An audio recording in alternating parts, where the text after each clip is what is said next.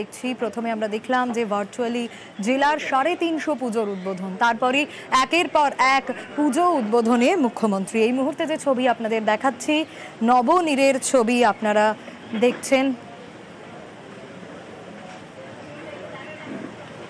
এই মুহূর্তে নবনীরে মুখ্যমন্ত্রী যে ছবি আমরা দেখেছি তার একের পর এক কর্মসূচি। নবনীরের ছবি আপনারা দেখছেন, ফেরহাদ হাকিম রয়েছেন এবং নবনীর বৃদ্ধাশ্রম, সেখানে মুখ্যমন্ত্রী মমতা বন্দ্যোপাধ্যায় তিনি পৌঁছে গিয়েছেন। ফেরহাদ হাকিম সঙ্গে রয়েছেন, যে ছবি আপনাদের দেখাচ্ছি।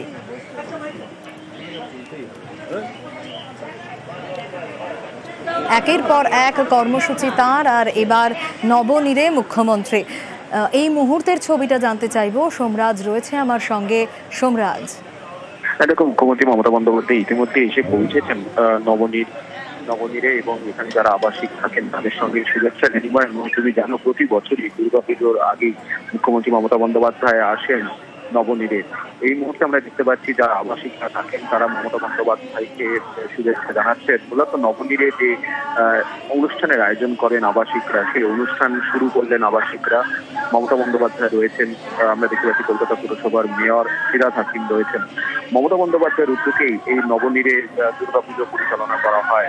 কয়েক বছর আগেই মুখ্যমন্ত্রী মমতা বন্দ্যোপাধ্যায় ফিরহাদ হাকিমকে নির্দেশ দিয়েছিলেন যাতে নবনীরে দুর্গাপুজো পালন করা হয়, এবং সেই মোতাবেক তারপর থেকেই নবনীরে দুর্গাপুজো পালন করা হয় এবং গোটাটাই পরিচালনা করেন ফিরহাদ হাকিম বিশ্বাসটা।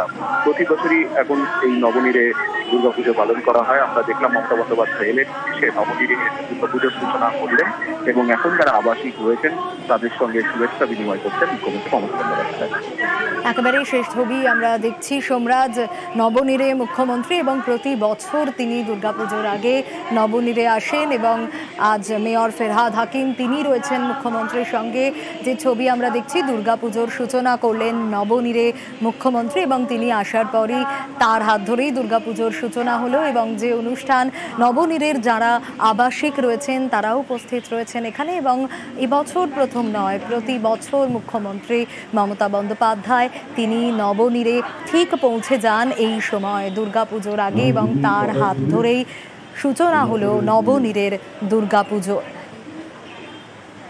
যে ছবি আপনাদের দেখাচ্ছি, এবং যারা আবাসিক নবনীরের তারা প্রত্যেকে উপস্থিত রয়েছেন এখানে, এবং মুখ্যমন্ত্রীর হাত ধরেই শুরু হলো নবনীরের দুর্গাপুজো।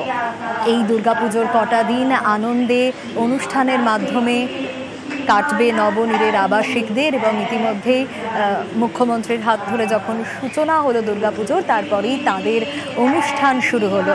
যে ছবি আপনাদের দেখাচ্ছি।